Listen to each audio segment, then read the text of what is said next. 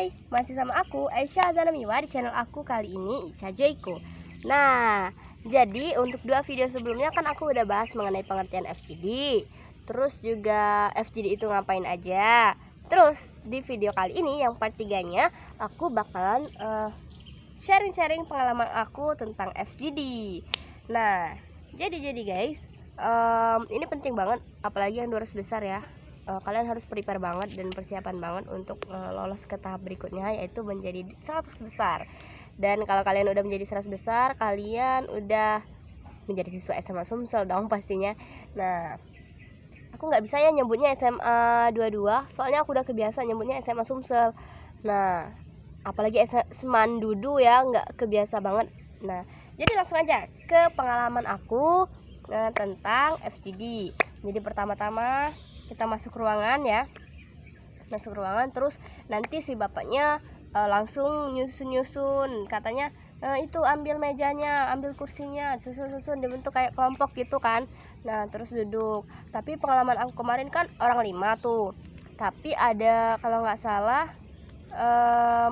ada 1 orang yang nggak hadir, tapi nggak tahu kenapa. Namanya itu Rizka, dia itu dari Palembang kalau nggak salah, tapi dia nggak hadir, padahal dia lolos loh 200 besar, tapi dia nggak hadir pas tes FGD. Nah, jadi yang tersisa hanya 4 orang tuh, karena yang satunya tadi nggak hadir kan. Jadi tinggal 4 orang, terus kami disuruh duduk. Terus ya gitu deh, pokoknya kayak opening gitu, bapaknya pembukaan dulu ngomong apa gitu.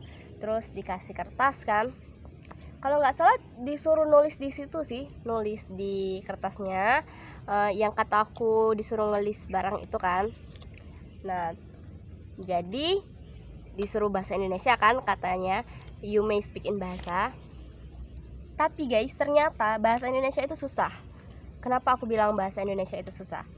Walaupun kita menganggap remeh bahasa Indonesia itu mudah, karena bahasa Indonesia itu bahasa ibu kita. Tapi guys, ternyata kalau misalnya kita nggak kebiasa bahasa Indonesia, kita ngomong bahasa Indonesia itu kaku loh, serius.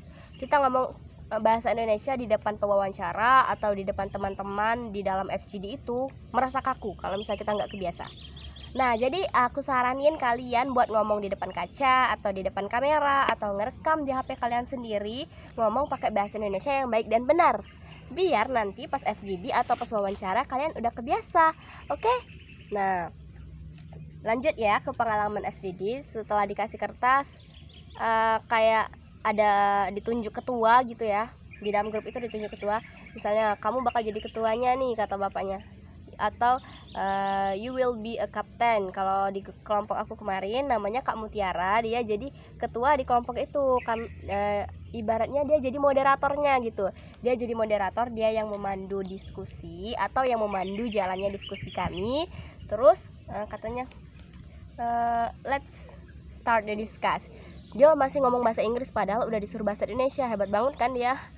Jadi mulai diskusi. Nah, ini ada pengalaman unik menurut aku. Kan disuruh ngurutin tuh barang yang paling penting sampai barang yang paling tidak penting. Nah, ini si temen aku namanya Dimas Aprizon. Dia itu nekat banget bilang kalau misalnya kompas itu penting. Kenapa dia bilang kompas itu penting? Kan itu keadaannya tuh udah kecelakaan gitu ya. Keadaannya kecelakaan pesawat. Terus disuruh memilih barang yang paling penting sampai yang nggak penting. Dia milih kompas, katanya kompas itu nomor 1, kompas adalah barang yang paling penting. Padahal setelah kami diskusi kan, setelah diskusi terus dikumpul ke bapaknya, kan dikasih waktu tuh, dikumpul ke bapaknya. Terus kata bapaknya, kenapa kamu milih kompas? Karena kalau misalnya nggak ada kompas nggak bisa pulang pak, katanya. Tapi kalau misalnya kamu ada kompas, emang kamu mau kemana, katanya gitu. Nah, ini menurut aku pelajaran juga ya guys, kalau kompas itu belum terlalu penting menurut aku. Kompas nggak penting. Aku tekenin lagi, kompas nggak penting di saat kalian kecelakaan pesawat dan menjadi korban. Kalian menemuin kompas nih, wah kompas nih penting banget, padahal kompas itu nggak penting. Yang penting itu ialah benda yang bisa membuat kalian bertahan hidup.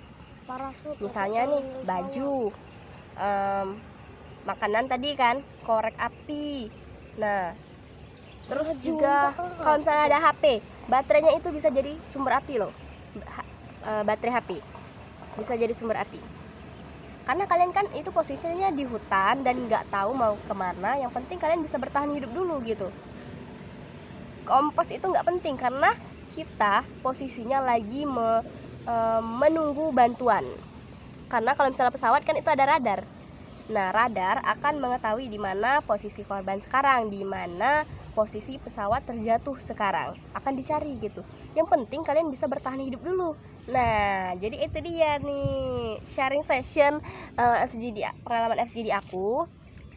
Sekian dulu. Kalau misalnya kalian ada komentar, boleh komen di kolom komentar. Dan jangan lupa tinggalkan jempolnya. Jangan lupa untuk klik subscribe. Terima kasih.